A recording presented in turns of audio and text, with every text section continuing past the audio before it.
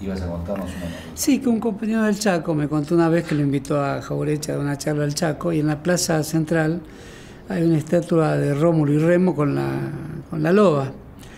Y Jauretche le dijo, ¿cómo ponen esta loba que pertenece a otra mitología? Tienen que poner un carpincho. Bueno, esa es su epistemología, digamos. Uno puede sacar muchas conclusiones de ahí. Es graciosa, ¿por qué no un carpincho? Pero también Rómulo y Remo, inmigración italiana, valores universales de una gran mitología de la creación de una cultura, ¿por qué no debía estar también ahí? Esa es la polémica que abre Jauretche, ¿no? Pero él tenía esa salida, ese gracejo, digamos, de duelista, ¿no? Está Rómulo y Remo y no hay un carpincho. Imaginen a un hombre que durante los años 30 defendió con armas en la mano la causa irigoyenista contra el régimen falaz y descreído, aunque casi ningún militante radical se lo reconoce. Imaginen que ese hombre tiene un carácter y unas mañas campestres heredadas del gaucho pampeano. Súmenle un destino errante, un aura de poeta frustrado que se codeaba con el primer Borges, quizás el Borges más lúcido. Agreguen cataratas de fascinación por liderazgos populares como Perón o Frondizi, por mesas de café, por costumbres del hombre del siglo XIX y por el coraje siempre. ¿Tienen ya la idea? Batan ahora todos esos elementos en la coctelera de un país complejo, donde los intelectuales siempre, salvo contadas excepciones, estuvieron mirando hacia Europa. Queda un paso aún: sazonar todo con una personalidad desbordantemente tierna, polémica y pendenciera. Luego, meterlo en un horno de barro y dejar nomás.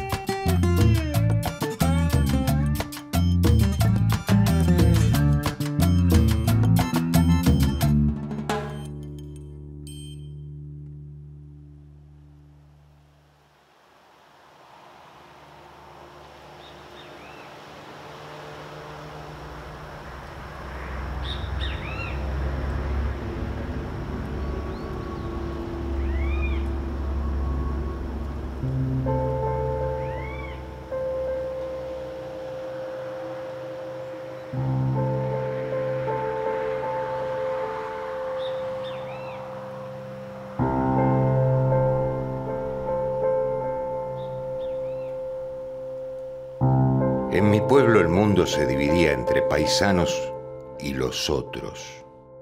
Mis padres, mis hermanos y yo éramos de los otros. También lo era toda la gente importante del pueblo, y también muchos no importantes, porque entraban el panadero y el maestro de pala, el constructor, el albañil, el almacenero y el gallego del mostrador, la maestra y el guarda del ferrocarril. Los otros podíamos ser criollos o gringos, ricos o pobres, pero constituíamos un nivel que estaba bien definido hasta en la vestimenta. Un paisano podía ser alfabeto y leído, pero nunca sería culto. El hombre de pantalones podía ser analfabeto, pero si lo disimulaba era culto por el simple hecho de usarlos.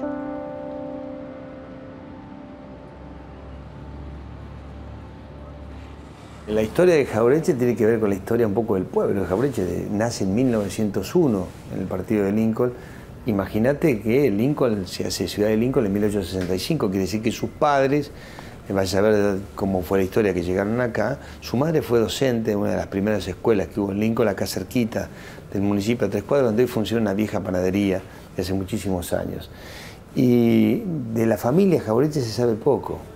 Se sabe algo de Arturo, de haber tenido sus amigos, de haber tenido su café en el bar, donde venía al Hotel Argentino, se sentaba y charlaba con sus amigos hasta altas horas del amanecer.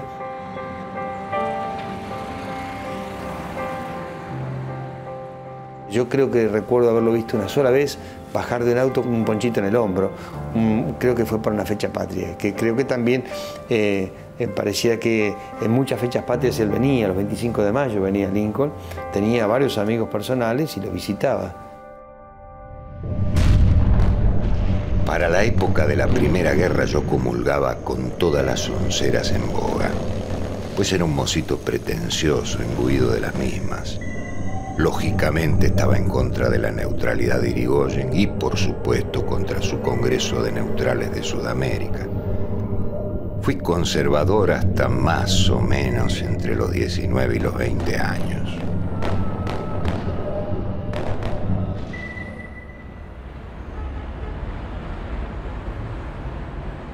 Y después se viene a la Facultad de Derecho, donde está en una búsqueda, lee algunos libros anarquistas, por ejemplo, pero tiene la suerte de encontrarse con Mansi, con Homero Mansi.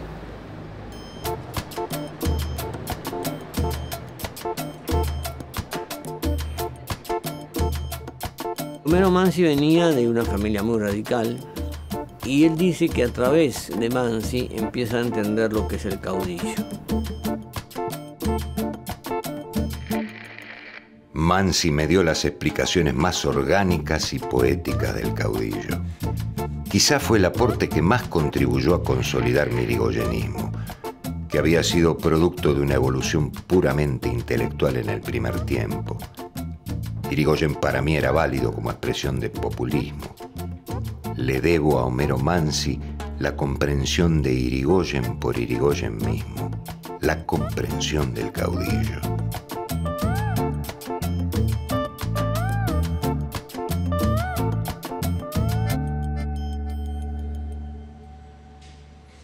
En todo ese periodo, él ambula por el país, misiones que le encomiendan el radicalismo, y cuando está en Mendoza se produce el golpe del 6 de septiembre del 30 que desaloja a Irigoyen.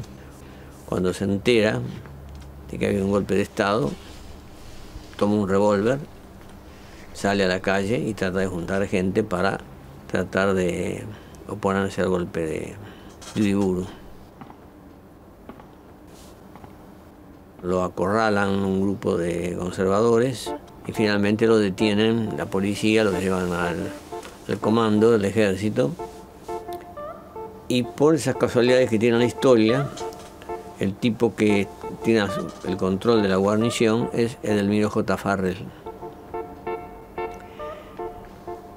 Y Farrell, que no era un tipo muy politizado, pero que era un tipo humano, así ve un muchacho de 20 y tantos años que bajo ley marcial está armado, encuentran con un revólver y que por tanto lo que corresponde es el fusilamiento, y le dice, te tengo acá en el cuartel, cuando sea medianoche que sale un tren te vas y no me pises más Mendoza. Y él se va y se suma a la resistencia radical, que es un fenómeno que los radicales en general no reivindican, porque el peronismo reivindica toda la época de la resistencia, pero los radicales no reivindican que del 30 al 34 hay varios levantamientos radicales, en los cuales están Mansi, Jauretche. Se preparó una nueva rebelión para la noche del 28 de diciembre de 1933. Algunos atacarían en Santa Fe y Rosario, otros en algunas localidades bonaerenses, y un grupo numeroso se preparaba en Brasil para avanzar sobre Corrientes.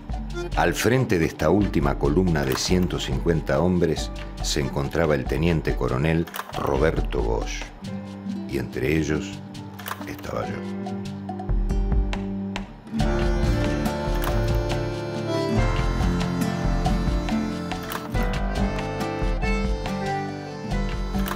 Él hace un poema El Paso de los Libres, en estilo como el Martín Fierro, estilo gaucho, o como el de Atahualpa Yupanqui, que son muy lindos, y se los da a Mansi, un día que Mansi lo va a visitar. Y Mansi era amigo de Borges, y entonces Borges le pide a Mansi que le diga a Jauretche a ver si se lo puede prologar. Y se lo prologa, con unas cosas que pasan después, cuando pasa el tiempo y cambian las situaciones. Muchos años después, Borges publicaba un libro con todos sus prólogos, menos ese prólogo.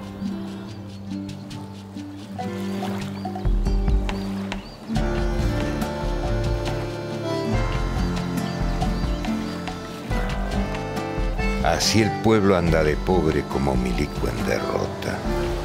Le dicen que sea patriota, que no se baje del pingo. Pero ellos con oro gringo se están poniendo las botas. Esos negocios los hacen con capital extranjero. Ellos son los aparceros.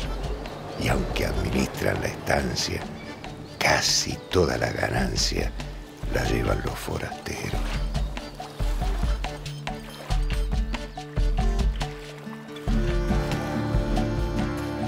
Y esa acción después se va a ir reencauzando, digamos, de la acción de la resistencia armada a una acción de una resistencia de tipo político o metapolítico, mejor dicho, porque Jauretche va, digamos, ya a mediados del año 30, por el año 35, va a promover, digamos, la formación de una organización política como Forja, que se va a plantear recuperar el radicalismo, digamos, el carácter nacional del radicalismo, ¿no?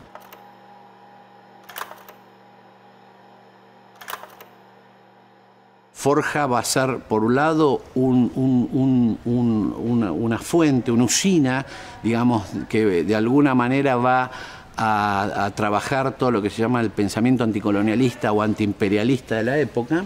O sea, Jauretche y otros autores, algunos integrantes de Forja y otros no, constituyen una generación que sentían que la Argentina iba a ser transformada, había una nueva sensibilidad que recorría el arte, la cultura y la filosofía, y esa nueva sensibilidad los va a llevar a pensar estratégicamente en esa Argentina que se venía.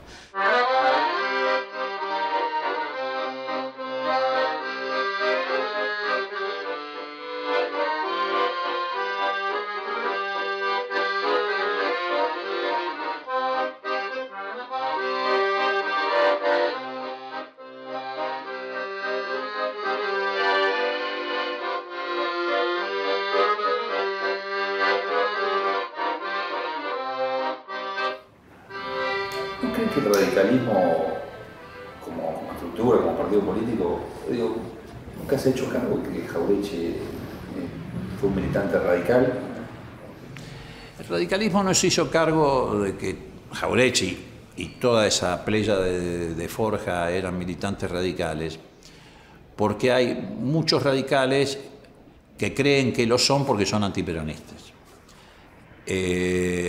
Y entonces eso los ha llevado a negar una parte de nuestra historia, digamos, ¿no? Antes, el pertenecer a la estructura era, digamos, primordial. Por eso incluso Forja impuso esa condición de que fueran afiliados a la Unión Cívica Radical. Era como que si te ibas del partido, te ibas de la causa. No importaba por ahí tanto lo ideológico, sino el hecho de la pertenencia. Hay que ponerse en los valores culturales de aquella sociedad. En aquella sociedad, un radical que se iba del partido era como que abandonaba a la familia y la dejaba tirada en el medio de la calle. Y Jauretche se había ido. Y eso era como un crimen de lesa humanidad para esa mentalidad.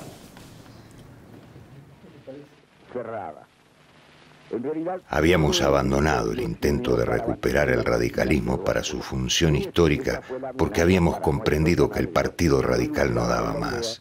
Estaba agotado. Porque cuando un radical empieza a sentirse más radical que argentino, es que ha dejado de ser radical. Es decir, el Estatuto Legal del Coloniaje fue todo un mecanismo destinado a impedir el progreso del país y el trabajo para la gran masa de pobladores que crecía y que ya no cabía en la producción.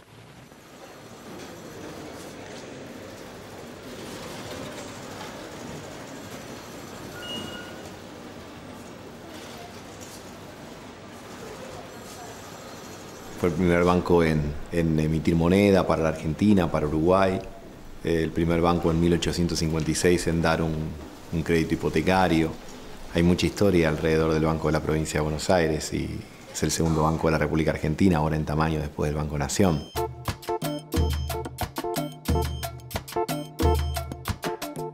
El que maneja el crédito decide qué se produce en el país y qué no se produce. Quién lo produce, cómo lo vende y cómo lo acapara, a dónde lo exporta y en qué condiciones. Determina las condiciones de la plaza, incide en la bolsa. Todo, en una palabra. El secreto de la prosperidad o la decadencia, del desarrollo o el atraso, están en gran manera en los bancos. El banco tuvo muchas idas y vueltas a lo largo de su historia. En 1946, en la gobernación de Domingo Mercante, cuando Juan Perón llevaba adelante la primera presidencia en la Argentina, bueno, Jauretche asume la presidencia y don Arturo le imprime una fuerte impronta de banca de desarrollo, fundamentalmente en todo lo que hace a apoyo a los productores, a las empresas, a las familias. El crédito hipotecario tiene una gran explosión en ese momento y todo lo que hace al edilicio, a la multiplicación de las sucursales, en un momento que la Argentina expandía los derechos, ampliaba ciudadanía, el banco acompañó fuertemente. Reunido su directorio en sesión que constituye un cabildo abierto de su pasado heroico y su presente provisor, el presidente de la institución, doctor Arturo M. Jauretche, y el gerente general, señor Alberto Tintore, exponen al gobernador de la provincia, coronel Mercante, la obra que se ha cumplido en el último ejercicio, resumen y exaltación de la política de recuperación inspirada por el presidente de la República. En la sede central del banco en la capital federal se cumple la ceremonia fundamental del aniversario. Y cierra el acto el presidente de la institución, doctor Arturo M. Jauretche. El Banco de la Provincia de Buenos Aires, afirmó, tiene una consigna que corresponde a la de la nueva Argentina: producir, producir y producir. Durante toda esa época, realmente la presencia del banco se consolidó mucho en todo el territorio de la provincia y además don Arturo tenía la clara concepción ideológica de que lo importante en una economía era controlar el crédito. Lo que pocos saben es que don Arturo tuvo uno de sus principales problemas porque le dio un préstamo al Diario de la Prensa. El Diario de la Prensa era muy opositor al gobierno peronista. Y sin embargo, él teniendo las diferencias, y recordaremos todos que eso vendrá con el tiempo, pero ya lo pensaba en ese entonces, él hablaba de las sonceras, de aquello lo dijo La Nación, lo dijo la prensa. Sin embargo, le dio un préstamo para comprar una rotativa, eso terminó de generar distancia con el gobierno de la época y él ya venía teniendo algunas diferencias. Y si bien antes y después, sobre todo del 55, siguió apoyando lo que él consideraba la causa del pensamiento nacional, le empezaba a molestar un poco el nivel de adulonería, como le gustaba denominar, y de obsecuencia, ¿no? Él le dijo alguna vez a Perón: cuando todo suena a Perón, el que suena es Perón. Entonces creo que del 1950 a 1955 inclusive tuvo algún tipo de persecución judicial en esos años y por supuesto mucho después con la Revolución Libertadora, y por supuesto que nunca le pudieron comprobar nada porque nunca había hecho nada. Además de ser un hombre honesto intelectualmente, fue honesto materialmente. Me retiré de la política militante en 1950 porque veía lo que iba a ocurrir y nadie me quería entender. Le alerté a Perón del mal que le causarían los obsecuentes, así como lo contraproducente que resultaba una propaganda machacona y personalista. Le dije lo que nadie le decía y ya el hombre se había desacostumbrado a mi franqueza.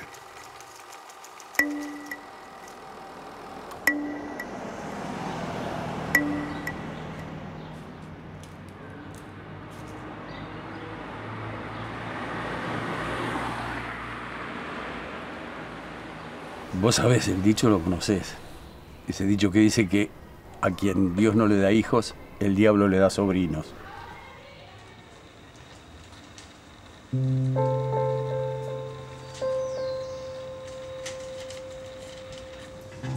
Yo nací con el peronismo también, nací en el 39, así que en el cual, cuando yo empecé a tener un poco de conciencia, ya mi tío era una figura trascendental en la vida, al interior de la familia, todo el mundo giraba la familia alrededor de él.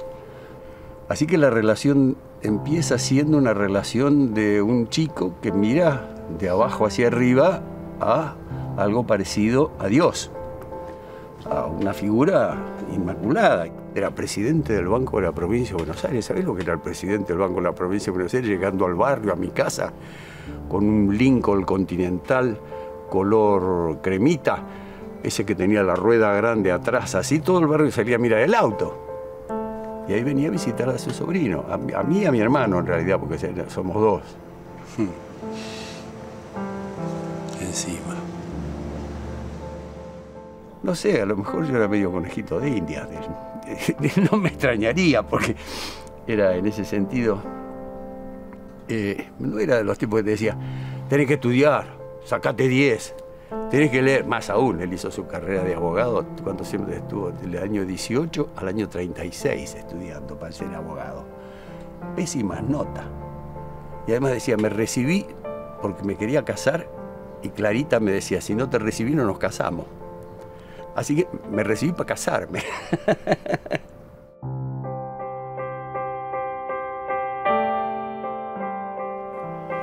La otra cosa que tenía, que yo observaba de pibe, era venir caminando, por ejemplo, y pará, mirá ese lustrabota.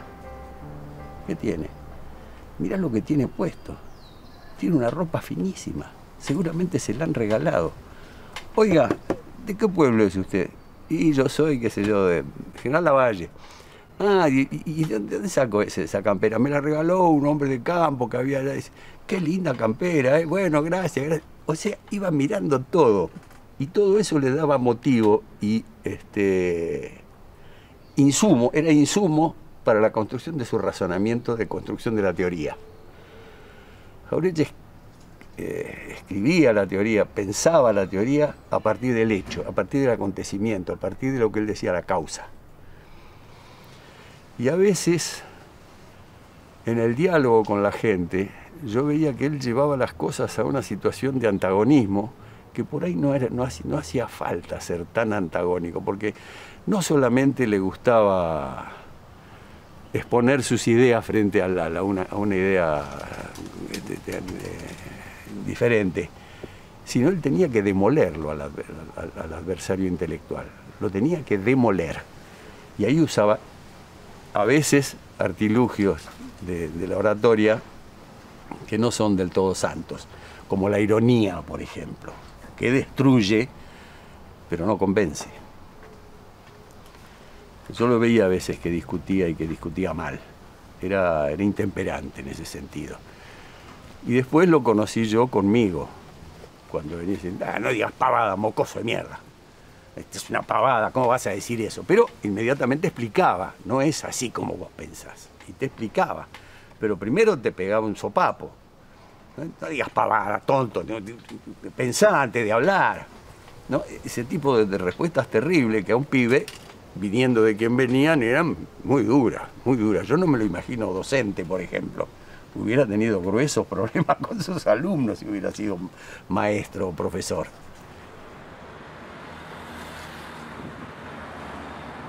La falsificación de la historia ha perseguido precisamente esta finalidad: impedir, a través de la desfiguración del pasado, que los argentinos poseamos la técnica, la aptitud para concebir y realizar una política nacional.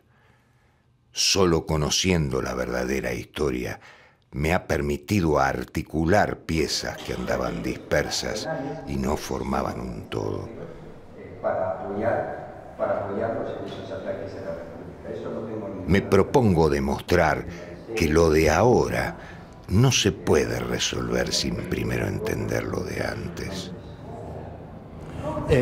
General, ¿y la pudo acompañar en el lecho de enferma? No, señor. ¿Quién se lo impidió?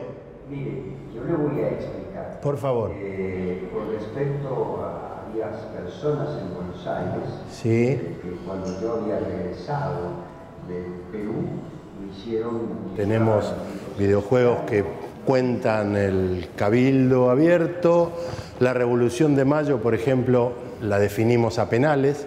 Hay juegos que tienen que ver con San Martín, bueno, pero en realidad mi pasión y mi joya, podríamos decir, es el Jauretche. Que tome café, Adri, si querés. A la mierda. Ahí está. Ahí está. Jauretche surge por mi profunda pasión militante y el que me da el empuje final es Ernesto, el sobrino de don Arturo, que le pone la voz y el alma a Jauretche. Y ahí sí, nos lanzamos y creo que la síntesis es, estamos pretendiendo enganchar a las nuevas generaciones desde una herramienta que para ellos es cotidiana, que es lo audiovisual. La mayor alegría que nosotros tenemos es en las ferias del libro hacer a don Arturo Jauretche y después que vuelva a pasar un pibe, 17, 15, y que nos muestre que compró el libro. Yo creo que eso es lo que retroalimenta, este Jauretche, ¿no? Este Jauretche interactivo. Si uno mira las fotos de don Arturo, era muy variable su rostro. Como realizadores nos dio bastante trabajo el Vasco, como le decían. Doctor, usted a veces usa palabras no demasiado académicas. Cipayo, sonso, tilingo, guarango. Sí, es un vicio de intelectual decir en difícil lo que es fácil. Es una manera de conservar la exclusividad del conocimiento en manos de la élite cultivada. Yo, entre intelectual y argentino, elegí ser argentino. Al decir lo mismo que él dijo casi 30 o 40 años atrás, es increíble la vigencia que tiene su pensamiento. La gente cree que lo estamos interpretando y estamos leyendo párrafos textuales que él dijo en el 50, en los 60 y en los principios del 70. No sé si se lo lee tanto como merece, pero bueno, esa es nuestra intención. Desde un vehículo más ameno, con mayor llegada y mayor penetración, divulgar lo que es la inmensa obra de este pensador nacional, ¿no? Escúcheme un consejo. Si usted quiere acertar siempre con la defensa del interés nacional, haga como yo. Cuando no entiendo algo o tengo alguna duda, me fijo qué dice la nación y sé que debo pararme en el lado contrario.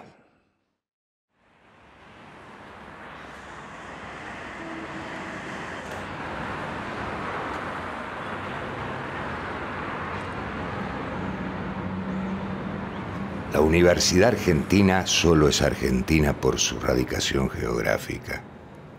Su lógico producto serán los filósofos e historiadores que distribuyen doctrinas que se importan, ingenieros que planifican y construyen sin vincular la obra con el destino nacional, médicos que curan a los enfermos sin buscar las raíces económicas y sociales de los males, abogados y jueces que consolidan una estructura jurídica de dependencia.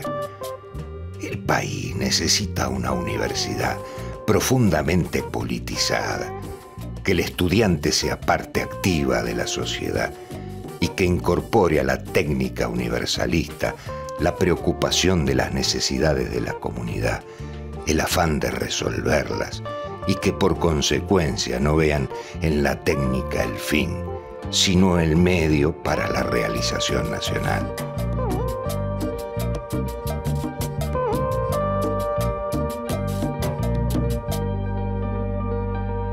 Arturo Jauretche ha sido quizá más emblemático porque siempre fue un outsider en relación al mundo universitario, porque siempre tuvo una gran capacidad de explicar su pensamiento en términos muy llanos. En cambio, otros pensadores nacionales y populares eran mucho más complejos a la hora de hablar o de escribir, como Hernández Arregui, que es verdaderamente difícil.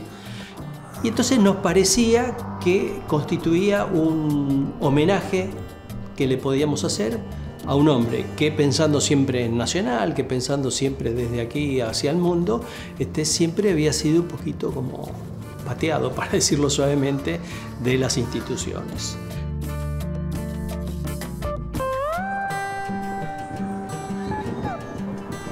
Ahí está el edificio original, ¿no? Todo. Y esto es lo único nuevo que hemos hecho nosotros, que es este agujero. Consiste en una entrada como si fuera una entrada de subte y hemos habilitado algo que era totalmente derruido, que eran los sótanos del edificio. Hemos habilitado la mitad. La originalidad de Jauretche, a mi juicio, tiene que ver con su capacidad de comunicar. Me parece que eso es esencial en relación a los demás. Mientras que un Hernández Arregui tenía no solo pretensión, sino un nivel intelectual expresado en sus libros impresionante, mientras que Puigros se fijaba mucho en el tema histórico, mientras que Ramos, además de la historia, tenía una militancia fuerte. Jauretche lo que le interesaba era que sus ideas se discutieran en la calle, se discutieran en los bares, que apareciera. En ese sentido, salteaba un poco a la academia, salteaba a la iglesia y trataba de ir o a los factores de poder o a esos sectores medios que muchísimas veces no son conscientes de lo que les interesa. Bueno, y acá hay una exposición sobre Jauretche, Scalabrini. Yo siempre digo cuando hablo como rector que en el caso de una universidad me importa 3 pepinos que se lo repita Jauretche. La cuestión es cómo lo implementamos. ¿Cómo se implementa Jauretche en una carrera de enfermería? En medicina, en ingeniería. No es sencillo el tema. Esto es, cómo nosotros pensamos nuestras profesiones desde nuestras necesidades, desde nuestras realidades.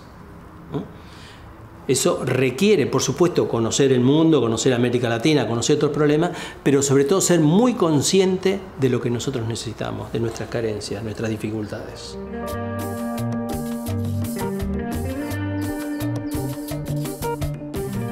Este predio, Remedios de Calada, en la localidad de Lanús, eran talleres ferroviarios. El producto del desguace del ferrocarril quedan prácticamente desocupados. Eran aguantaderos de roedores y de basura. Y sobre esos talleres se organiza la actual Universidad Nacional de Lanús.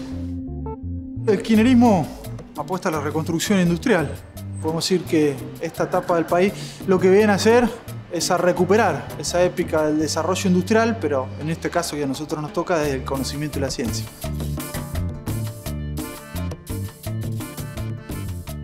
Hoy, Jauretche, he leído mucho más que hace una década. Incluso en una universidad, que es la Nacional Arturo Jauretche, ubicada en el límite entre Varela y Berazategui, que lleva su nombre.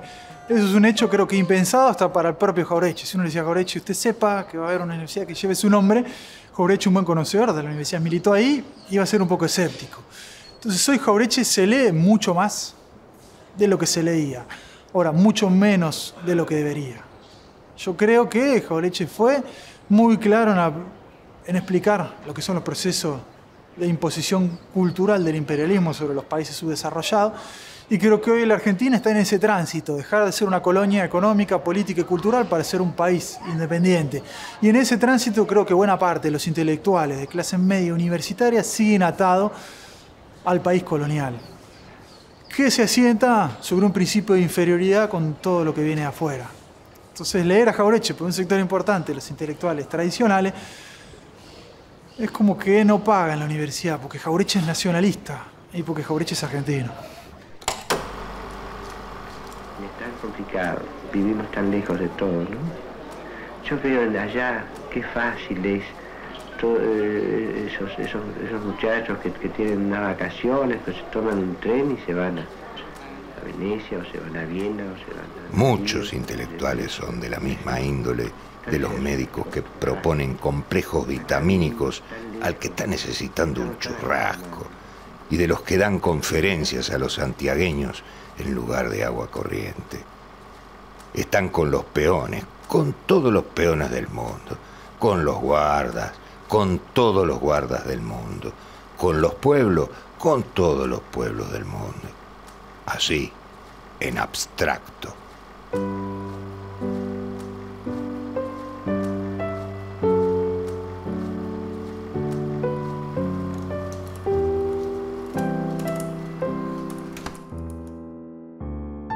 Sí, me hubiera costado, si hubiera sido director, manejar un grupo. Yo me doy cuenta que no hubiera sido un fracaso. Aparte que el tipo de películas que a mí me gustan, es imposible hacerlos en la Argentina de mediados del siglo pasado. ¿Cómo cuál? Visconti, por ejemplo, ese es el tipo de cine que me gusta. Eso era imposible. No, así que hubiera sido un fracaso. Hubiera sido un fracaso, así como director de cine.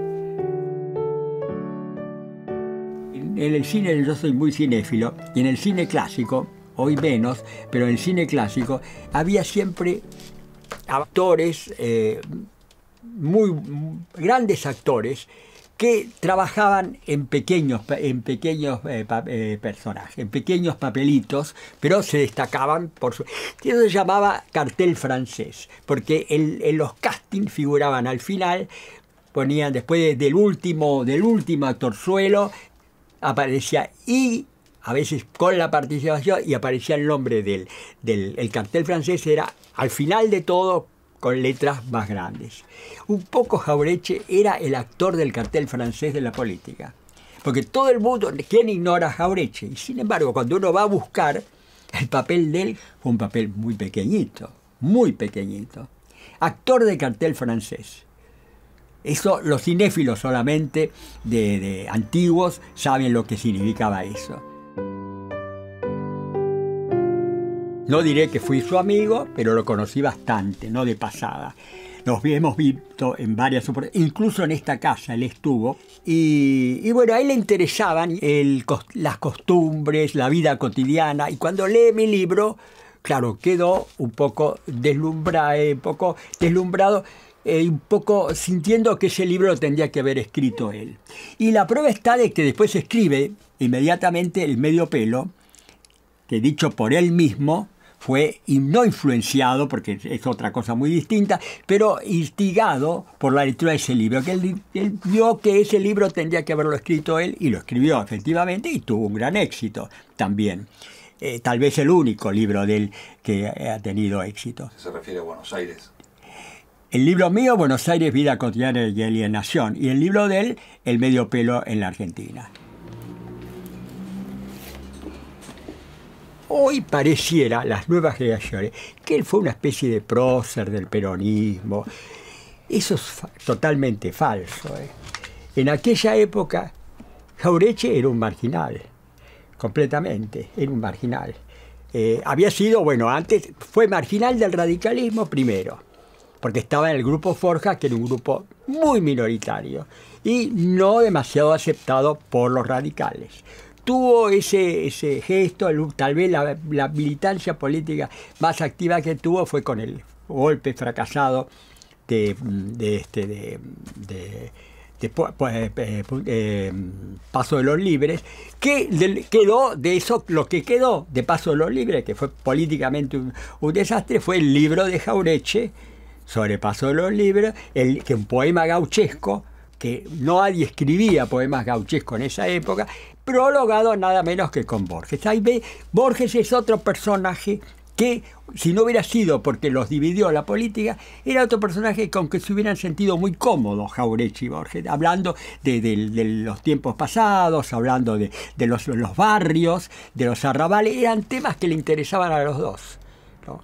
Es decir, que él hubiera estado más cómodo que con esos políticos de cuarta, con los que no tenía nada que ver y que tampoco lo estimaban demasiado, que con personajes como Borges y Vittorio Campo, o conmigo mismo, que estábamos en lugares diametralmente opuestos. En esa época, las cosas antes es época preperonista. Eso aceptaba muy mezclado. El populismo, el nacionalismo con el liberalismo, estaba todo muy mezclado. Había una cosa más civilizada, digamos. Después empezó la grieta, como se dice ahora. Ya empezó con Perón. Y empezó con Perón, sí, empezó con Perón. Dijo, civilizado, dijo en un momento. Quiere decir que Perón era algo así como la barbarie, ¿no? Dije civilizado, Sí, civilizado en el sentido de buenas costumbres. No en el sentido más amplio, más grande de la palabra, sino en el sentido de mejores costumbres. De que la gente que tenía, que pensaba distinto podían hablar entre sí. Como el caso de Jauretche. Jauretche era civilizado en ese sentido, porque podía hablar conmigo y trató de hablar con Victorio Campo, ¿no? Es decir, que eso era la civilización, que yo llamaba, era una cosa más... Y después empezó la grieta, es decir, la ideología de populista es antiintelectual. La ideología populista. Eso no hay vuelta de hoja.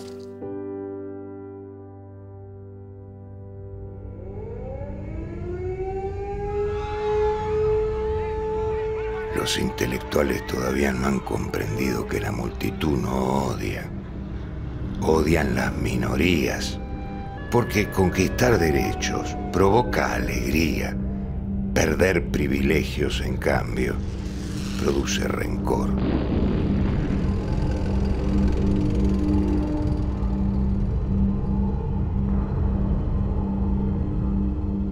Volví el mismo día del golpe de 1955. Hubiera sido más cómodo quedarse en la orilla de la vereda esperando tiempos mejores, contemplando la polvareda de los derrotados, pero percibí que el ataque a los caídos era solo el pretexto para un ataque más profundo, dirigido al pensamiento que servía de base a la Revolución Nacional. No se trataba de combatir por un gobierno ni por un partido, se trataba de combatir por la nación misma, combatir contra la restauración de la oligarquía y el coloniaje.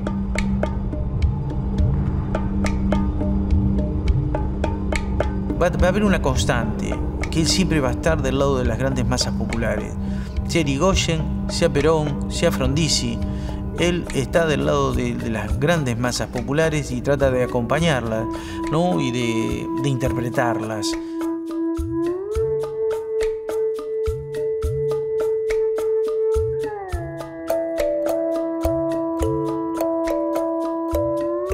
A mí me gusta hablar de ninguneados. Son autores, y Arturo Jauretche en especial, un ninguneado, o sea, se lo omite, no está en la bibliografía, no está donde tiene que estar, está así en las calles, está en la militancia, pero el conocimiento tiene que ser sistemático y entonces él, como es peligroso, se lo ha ninguneado. Soy un comunicador que escribe con ánimo proselitista, pero no escribo para ser grato a ningún oído. Las verdades no triunfan tanto por la fuerza que tienen como por la debilidad que introducen en la mentira.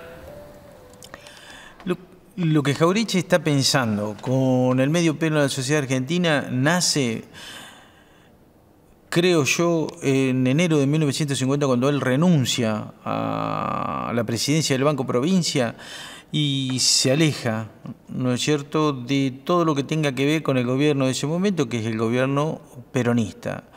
La administración peronista no toma cuenta de Jauretche para nada, al contrario, ¿no? Mercante prontamente va también a entrar en desgracia y Jauretche se queda pensando, ¿qué es lo que pasa? ¿Por qué llega al 55? Entonces, cuando llega al 55, Jauretche dice, lo que pasa es que el peronismo desatendió, digamos, con 1 millón de votos que tenía de la clase trabajadora, ganaba. Le suma 1 millón de votos más del voto femenino, roba. ¿Y de quién se olvida? De nosotros, de lo que somos una suerte de clase media, ¿no?, de intelectuales, de empleados acomodados. Y allí nace esa preocupación de Jauretche, que se da cuenta que quien define la política en la Argentina y en la actualidad ocurre lo mismo, y son esas clases medias que tal vez ni son clases medias, sino que es lo que se llama el medio pelo. El medio pelo es aquello que no, digamos, que no es, pero quiere ser. Cuando en la Argentina cambia la estructura de la sociedad tradicional por una configuración moderna que redistribuye las clases, El medio pelo está constituido por aquella que intente fugar de su situación real en el remedo de un sector que no es el suyo y que considera superior. Y se envenenan contra el país. De ahí sale esa expresión clásica, este país de mierda. Les resulta horrible hacer el sacrificio de llevar a la familia de vacaciones para encontrar que la habitación de al lado la ocupa la mecanógrafa, el peluquero o el repartidor de la leche, que en el restaurante no hay mesa porque lo desbordan las gentes que antes no tenían acceso a él, que los camarotes del tren le son disputados por la multitud en fiesta, que cualquiera ocupa un taxímetro y que hay que hacer cola para comprar el pollo a lo espiedo. La prosperidad de los de abajo molesta al escalón superior. A esa clase quiero y no puedo de la pobreza vergonzante, a quien parece disminuir socialmente el ascenso de los que estaban un poco más abajo, porque se alteran sus jerarquías rutinarias de la importancia social.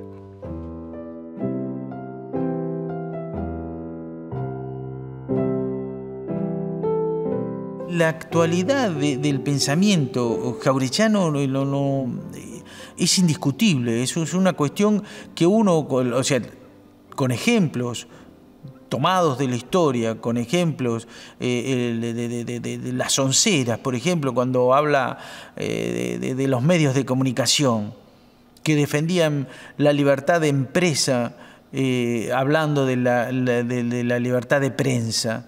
Esto, en la actualidad, lo único que tenemos que decir es que cuando hablamos de los medios de comunicación son actores políticos y ya está. Pero, digamos, se le puede cambiar alguna cosita, pero el espíritu de lo que Jauretche está denunciando, que son empresas, cuando las propias empresas decían que eran entidades culturales y por lo tanto podían echar a sus empleados y no pagarle indemnización alguna, ni justificar de por qué prescindían de los servicios de ellos, el que lo denunciaba era Jauretche. América Latina deberá dejar de ser productora exclusiva de materias primas. Deberá alzar su propia industria pesada. Cuídese, doctor Frondizi. El enemigo común se embosca pero no depone sus armas. Comenzará con la intriga, seguirá con la difamación, moverá a sus colegas internacionales, lo irá bloqueando día por día, acorralándolo hacia el despeñadero, para obligarlo a hacer macanas. Buscarán ese juego como lo han hecho siempre, con Irigoyen y con el otro. Lo harán con usted y realizarán por tercera vez la vilidísima tramoya de donde resulta que los consagrados por los pueblos son los tiranos y sus opresores la democracia libertadora.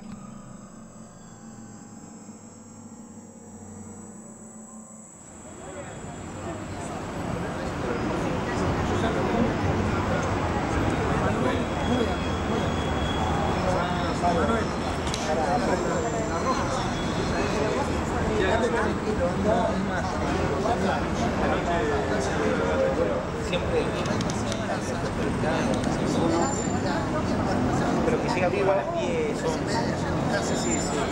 Ya es hora que vienen los empleados de Cliva. Los empleados de Cliva vienen.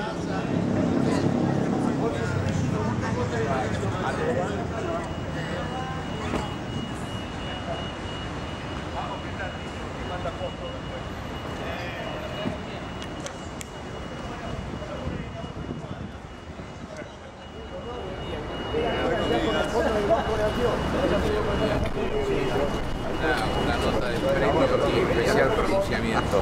Yo esta tarde viajo a San Martín de los Andes a inaugurar la planta de tratamiento de residuos y no voy a estar mañana. Si quieren venir, arranquen, pero... ¿Arrancamos solo? No, si yo no llegué a las 7, arranquen.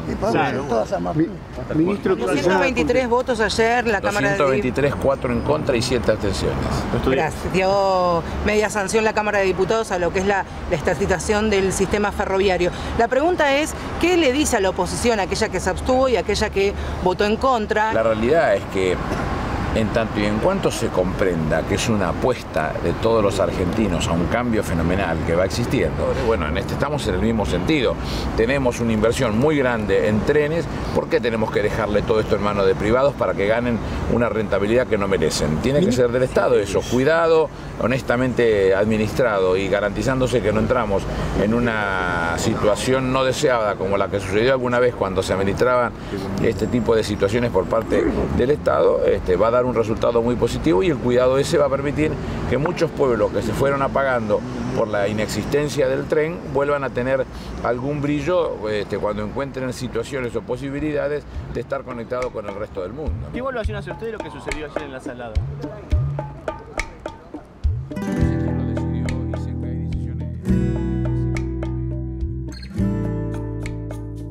Si hoy vos traes cualquier producto de los Estados Unidos es bueno, solamente por venir de los Estados Unidos, pero si lo hacen en Quilmes es una porquería. Esta definición de civilización y barbarie se expresa en todas las formas de vida. Siempre hay alguien que te va a querer mostrar cuál es la buena forma de vivir, que seguramente no condice con lo que tiene que ver con nuestra propia respuesta.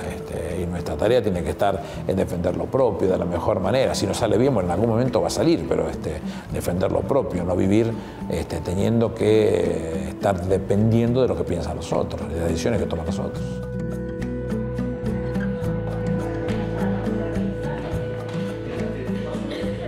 Yo soy de una generación que se ingresa a la política por la vuelta de Perón, por el principismo de laburar para la vuelta de Perón. Yo soy del 57, en el 73 tenía 16 años, en esos momentos había pibes que les gustaba laburar, porque además daba ventaja con las minas, que era el tema de trabajar con armado. Él no gustaba de esa situación, me gustaba el hecho de pensar que podría llegar a ser en algún momento un cuadro político. Y eso lo empecé a reflejar en el tipo de lectura que llevaba y por supuesto en algún momento me incliné a Jauretche. La historia de Jauretche es apasionante por lo tosudo y por lo convencido que estaba en términos del pensamiento nacional y me impactó desde el primer momento. Lo tengo releído y leído y releído cientos de veces toda su obra.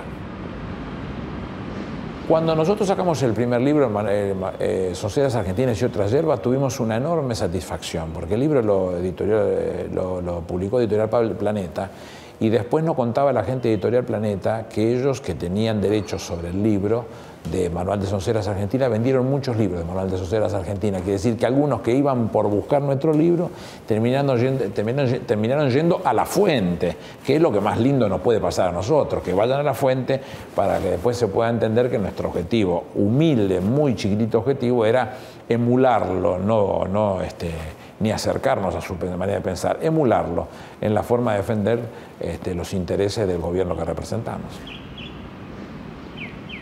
Hay un libro que se escribe, o varios escritos que se escriben después que rememoraban las expresiones de Jauretche que hablaban de al salir salga cortando. Y esa expresión viene de Martín Fierro. Él dice: las armas son necesarias, pero nadie sabe cuándo. Ancina, si andás paseando y de noche sobre todo, debes llevarla de modo que al salir salga cortando. Bueno, la expresión de Jauretche es que esa lengua generada en términos del pensamiento nacional, cuando salga cortando.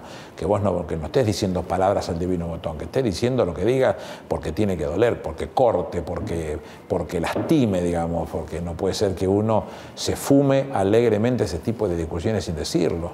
El primer libro que escribe, que es el Al paso de los libres, tiene un prólogo por entonces antisarmientino y de pensamiento nacional que se llamó Jorge Luis Borges. Después lo niega, pero el primer prólogo es Jorge Luis Borges.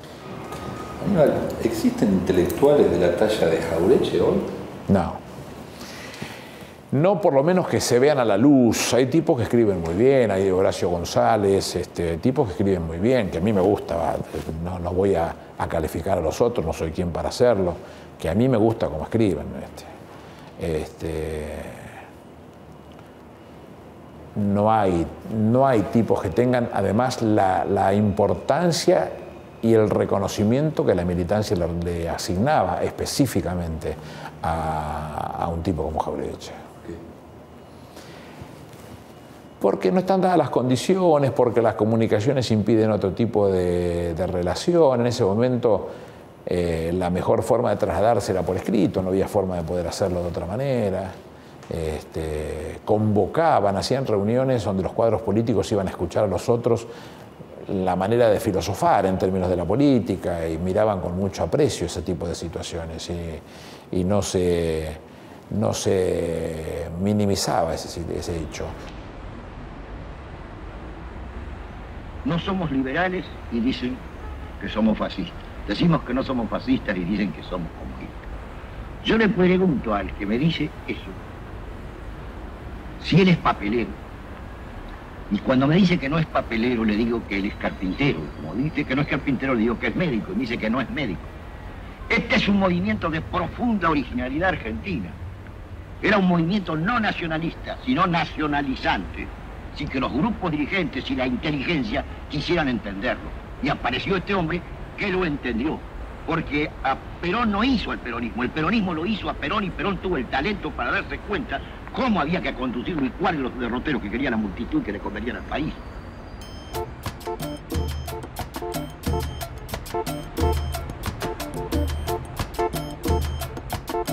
Ha leído a Borges, ha leído a los anarquistas, ha leído a los filósofos de la cultura alemanes como Spranger, de donde toma el concepto de colonialismo cultural.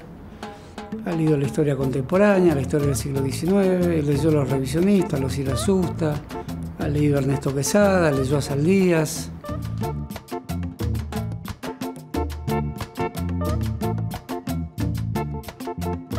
Jauretche tiene un permanente tono burlón hacia la vida intelectual porque es la vida intelectual que la ve como constructora de un país de minorías, es la vida intelectual que la ve en Sarmiento, al cual respetaba, y se puede decir que él es en cierto sentido un Sarmiento invirtiendo muchos aspectos de Sarmiento, principalmente en la ecuación civilización-barbarie, pero en los enojos, en ciertas formas de escritura, en la vehemencia, en la pasión escritural y en la pasión política. No hay tanta diferencia, o sea, él discutía con el igual cuando discutía con Sarmiento, cuando llamaba soncera muchas frases de Sarmiento. Y es alguien que llevó muy alto la vida intelectual, fue su comienzo, hasta su linda autobiografía llamada Pantalones Cortos. Ahí declara ser lector del anarquista Reclus, que no es una simple lectura ocasional, hay algo de anarquista en Jauretche, anarquista no en un partido anarquista, que no sé si lo hay, no en un cenáculo misterioso anarquista, sino anarquista como un rebelde trascendental, digamos. Era un hombre de honor, el honor está presente en Jauretche permanentemente, como está en Lugones, como está en Borges. Mucho se parece a Borges en esto, y la ruptura de él con Borges es una de las situaciones más lamentables de la historia cultural argentina, porque Borges es el gran prologuista de las poesías de Paso de los Libres de Jauretche. Se puede decir que fue el último gran escritor que vio en el lector masivo un lector que no había que desdeñar ni escribir para un supuesto inferior nivel de comprensión, como hoy ocurre. Es decir, hay como un gaucho en el interior de ese lenguaje. Por eso la universidad no aceptó que un gaucho metafórico, digamos, hablara de los mismos temas que hablaban los prestigiosos sociólogos franceses. Ese es un tema muy interesante, porque él es víctima también de aquello que denunció. Pero él, ¿qué le agregaba? El gusto por el duelo, que lo compartía con Alfredo Palacio, lo compartió con Lugones, con Lucio Mansilla. Una sociedad de duelistas es una sociedad honorífica.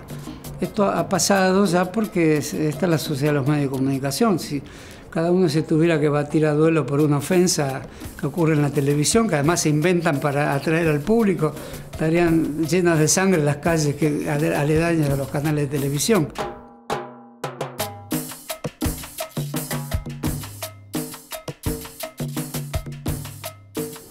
De algún modo cayó en una trampa, que es la trampa que tejió sus mismos textos, que es la de creer que estaba todo encerrado en el saber popular sin establecer los vínculos, intersecciones y realimentaciones incesantes que descubrió Gramsci entre la vida popular y las grandes tradiciones intelectuales. Pero estuvo muy cerca de ser el Gramsci argentino también. Cosa que él hubiera criticado también. ¿Qué me vienen con Gramsci?, hubiera dicho. Volvió porque el gobierno lo ha mencionado, la presidenta lo mencionó muchas veces, como ahora mencionó Marechal. Cuando una voz pública de envergadura, el presidente de un país, nombra un autor, que no es habitual,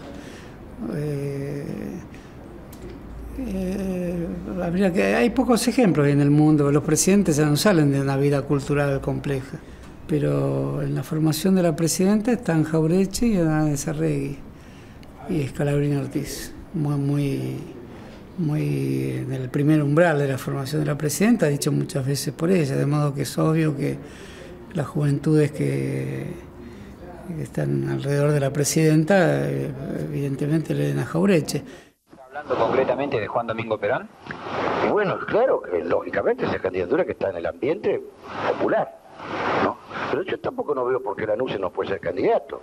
¿No cree que se tiene que autoproscribir? No, porque el día que se autoproscriba, pues, son 10 generales candidatos.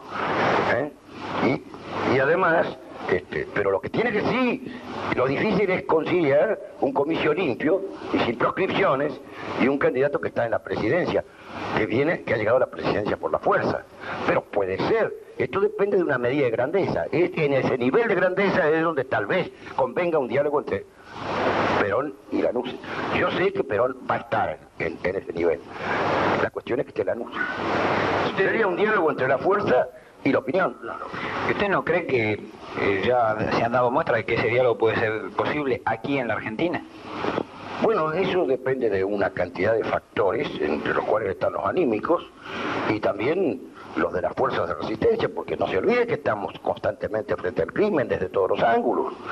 Ahí acaban de ser indultados unos delincuentes que autorizan a los grupos de los Escuadrones de la Muerte porque esto se convierta en un campo de batalla entre guerrilleros y Escuadrones de la Muerte. Ni siquiera ha tenido la discreción política de indultar a algunos guerrilleros juntos, al mismo tiempo. Entonces hubiera parecido una cosa pareja. Pero no, los responsables de... ¿Pero qué es esto de secuestro de policía que no puede ser indultado? No puede ser perdonado. Son un ejército, no un equipo de producción. Ya están los otros allá, vinieron antes. Bueno, muy bien, ¿qué vamos a hacer?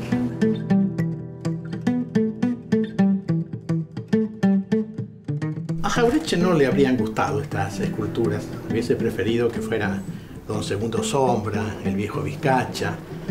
Son los guerreros de Shi Huangdi, que fue un rey chino muy importante. Y tampoco le habría gustado a Jauretche que Shi Huangdi fuera uno de los personajes de Jorge Luis Borges. Porque Shi Huangdi, por un lado, fue el hombre que quemó todos los libros para destruir el pasado, es decir, con la vana pretensión de destruir el pasado, que eso es lo que marca Borges, pero fue el iniciador de la muralla, al mismo tiempo fue un gran unificador del territorio chino, del idioma, y se hizo un ejército, los tamaños son así, se hizo un ejército de miles de soldados que no tenían ninguno una cara repetida. Cada uno era un personaje individual. Y estos son émulos de aquellos guerreros. No son el viejo Vizcacha, no son Don Segundo Sombra, pero creo, aunque tal vez a Jauretche le pareciera que esto es un pecado de intelectual, creo que también son reivindicadores de una historia. Todo el que piensa demasiado tiene muchas contradicciones, y él las tenía porque era un pensador. Tenía una actitud que también formaba parte de su discusión permanente con la intelectualidad, con los dirigentes políticos, con los gobernantes. Y eso, el tratar de mirar las cosas de otra manera y distanciarse de los que mandan, lo hacía popular. Por eso también, desde la intelectualidad, por eso también desde la intelectualidad, ¿por qué no puedo decir? También tengo yo una versión como Jauretche. Los intelectuales consideraban que él vivía en la periferia, que no era un pensador al cual se lo pudiera juzgar en el centro del pensamiento. Él decía que era bueno que hubiera confrontación entre generaciones, que a los jóvenes les falta madurez, pero eso es transitorio. Y a nosotros, decía él, que tenía 73 años, a nosotros nos falta capacidad de adaptarnos a las circunstancias, a la realidad, ¿no? Llevamos incorporadas ideas, gustos, tendencias que uno no se puede sacar como se saca un traje. Y entonces siempre decía eso, ¿no? Que se gana con los jóvenes, no con los viejos. Y yo diría que íntimamente no era un partidario de la violencia, pero tenía respeto ante eso, ante los que se sacrificaban. Y también era parte de esa idea de él de que un viejo no puede ser revolucionario, que no puede cambiar, que lleva encima toda su historia, que es hijo de su historia. Y entonces creía que no tenía demasiada autoridad para juzgar a esos que se sacrificaban.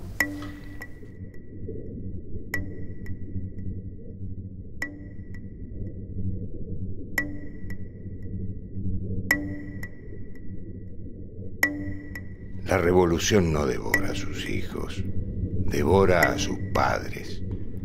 Porque los padres, por revolucionarios que sean, están conformados por un mundo de hábitos, gustos, ideas, de todo lo cual no es posible desprenderse como de un traje. Por eso yo deseo para mis viejos camaradas peronistas que no se pongan en viudos tristes. Espero que contemplen este avance de la juventud con la alegría propia de nuestro movimiento. Seamos el basamento sólido de lo que viene, pero no pretendamos ser los arquitectos de las torres. Nuestro orgullo va a ser sostenerlas desde el ayer. No es posible quedarse a contemplar el ombligo de ayer y no ver el cordón umbilical que aparece a medida que todos los días nace una nueva Argentina a través de los jóvenes.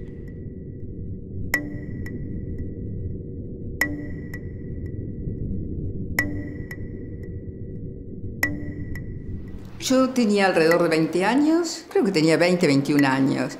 Yo estaba en la Facultad de Derecho estudiando un sábado a la tarde y apareció un amigo. Me dice, che, ¿vos sabés escribir a máquina?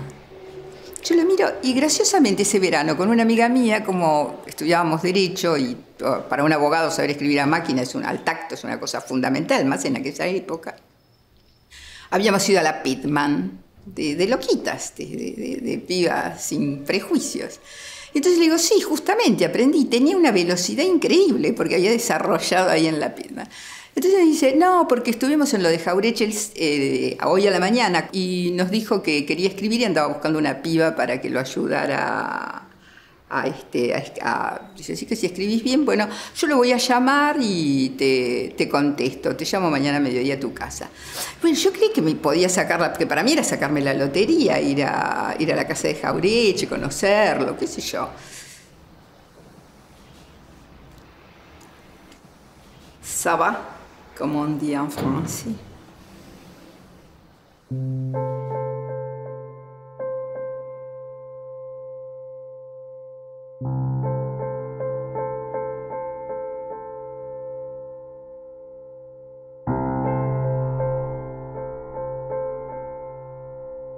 Yo iba a una facultad, primero, donde la gente era horrible, los profesores eran espantosos, yo era peronista. El grueso de la juventud era de la FEDE, digamos, el Partido Comunista tenía gran peso en la juventud. Los sectores nacionalistas eran impresentables, los nazis. Así que yo boyaba en un mundo muy cruel y difícil para mí. Entonces, llegar a la casa de Jauretche fue encontrar un lugar de paz y de tranquilidad, que no me lo daban ni mi búsqueda ni la carrera que seguía, aunque yo tenía gruesos intereses en terminar esa carrera por mi ambición de la justicia. ni los grupos políticos que había en la facultad, que por ese momento estaban los de Ande, con los cuales yo no me entendía. Entonces llegar a la casa de Jauretche fue encontrar una paz. Encontraba un padre, un escritor increíble, con un talento para empezar a dictar un artículo y terminarlo parado. Ahí empezaba, pongo una hoja y dictaba. Y lo completaba. Y yo le decía, pero qué bárbaro, doctor, qué bien que lo hace. Me dice, ahora si supiera lo que era yo cuando era joven.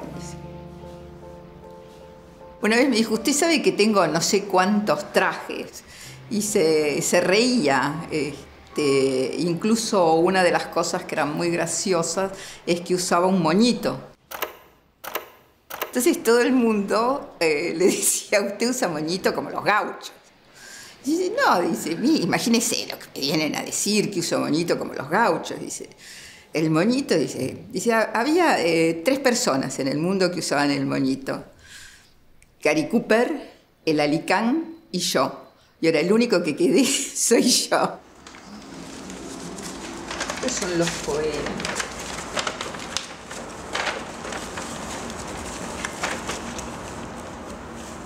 Le importaba lo que yo opinaba. Esto es muy interesante. No era un pedante que se las sabía todas, sino que escuchaba una chica que iba y le decía, no, tal cosa. Me criticaba, obviamente, cosas que decía, me enseñaba, pero no me enseñaba de una manera didáctica, estúpida, que uno tiende a rechazar, el adulto que se pone en sabiondo. Espero no estar haciendo eso yo ahora. Pero tenía esa manera de mostrar las cosas como con toda naturalidad, como un amigo le dice a uno, che, no hagas esto porque no va. Y entonces me dijo, pero bueno, es así, la política es así, bueno, yo lo que he hecho, lo he hecho porque era necesario hacerlo, y uno hace muchas cosas para dormir tranquilo con la almohada, no para que lo aplaudan. Lo mismo ocurrió el 25 de mayo del 73, donde no fue invitado a la asunción del cargo y vio pasar las huestes desde un balcón de la Avenida de Mayo, que no sé de quién era, no me acuerdo, no me lo dijo, si no me acordaría. Dice, para Gladys, colaboradora eficaz y estimulante, a cuyo trabajo se debe gran parte de como a su oficio crítico que atendí mucho. Diciembre 26 de 1972.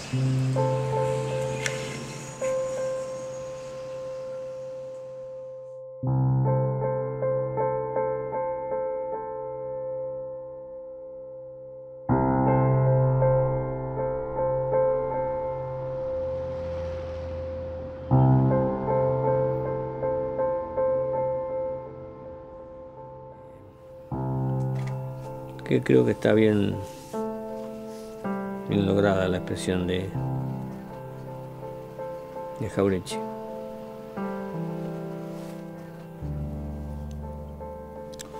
Muchachos, está haciendo tarde esto, así que... ¿Querés cerrar este concepto o vamos por una pregunta? Terminamos un cachito con esto. Perdona, El cachito. En un momento se vino que ver porque estaba acá. Ahí. Sí. Estaba sobre el diario eso. Uno abajo. Muchas gracias. No, por favor. Jauretche se lo merece. En esa ocasión, de ese periodo de enero a mayo, cuando se produce su fallecimiento, es donde yo lo dejo de ver. Ahí es cuando se produce esa anécdota en el café. Un día, en la mesa que está a 2 metros de él, llega una persona común, un parroquiano, se sienta a tomar un café, y cuando ve que pasa el pibe que ilustra botas, lo llama para que le ilustre los zapatos. El pibe, en su entusiasmo de que había conseguido un cliente, le empieza a pasar pomada y le zafa en un determinado momento la pomada y le ensucia unas medias claritas que tenía este señor. Entonces este señor responde Debía ser un gorila seguramente, porque tenía que ser un negrito como vos. Y lo agarra del pelo, le da un tirón del pelo, y dice: salí de acá, andate, porque es siempre lo mismo con esta gente, ¿no? ¿Cómo se va a arreglar el país con esta gente? Que yo hacía los gritos tratando mal al chico. Y Jauretche, que no tenía nada que ver, se levanta, se dirige al tipo, y con el bozarrón que tenía ahí en el barcito ese chiquito, le dice: hijo de una gran puta, yo te voy a enseñar cómo tratar a la gente. Y le tira un trompazo, le erra, cae sobre la mesa, caen los vasitos del café, el vaso de agua, todo un desparramo, un escándalo. Viene el mozo, se trata de arreglar las cosas, el otro tipo se va, y él entonces se va a su casa. Cuando llega a su casa, Clarita, la mujer, le dice: ¿pero qué te pasó? Ven con toda la camisa manchada de café. ¿Qué es lo que qué te pasó? ¿Te peleaste con alguien seguramente, Arturo? Vos no podés con tu genio. Y entonces él, por toda explicación, le dice lo que pasó, y después le dice esto, que yo diría que es un poco la definición de él. ¿Sabes lo que pasa, Clarita? Yo nunca pude resistir la injusticia.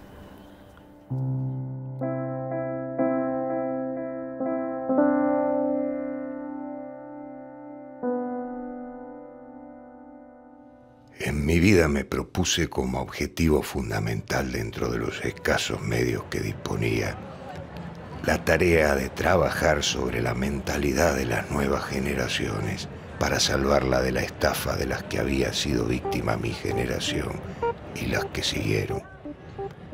El punto de partida de esa estafa se encuentra en la fórmula consustanciada con la historia tradicional, que presenta la historia argentina como una alternativa agónica entre civilización y barbarie. Y dentro de esa fórmula, la implicancia obligada de considerar barbarie todo lo propio y civilización a todo lo importado. Sabemos que nuestro pensamiento es el pensamiento del pueblo argentino, que no abandonará jamás la política de justicia social, liberación económica y soberanía nacional.